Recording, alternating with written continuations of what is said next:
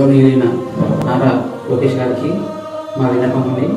నా కూతురండి పునర్వికశ్రీ, తనకు వచ్చేసి ఎస్టిమేట్ టైప్ 1 అనే డిసీజ్ ఉందండి, జెనెటిక్ ప్రాబ్లం అంటారు.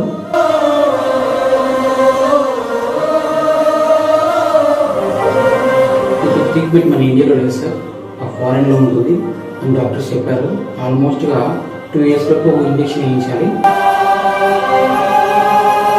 ఆ ఇంజెక్షన్ కాస్ట్ వచ్చేసి దగ్గర 16 కోట్లు అని చెప్పి అన్నారు సార్.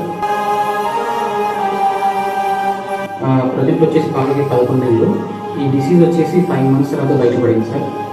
మేము హైదరాబాద్లో రెయిన్ హాస్పిటల్లో చేయించుకుంటున్నాము. సార్ చెప్పింది ఏంటంటే ఇప్పటిదాకా 11 months ప్రజెంట్గా పాప బాగానే ఉంది, త్వరగా ట్రీట్మెంట్ చేసి దాన్ని బతుకుతుంది సార్. ఎలాగైనా నా పాపను కాపాడాలని చెప్పేసి ముందుకు వచ్చాను సార్. అలాగే గవర్నమెంట్ సపోర్ట్ కోసం, పబ్లిక్ సపోర్ట్ కోసం ముందుకు వచ్చాను.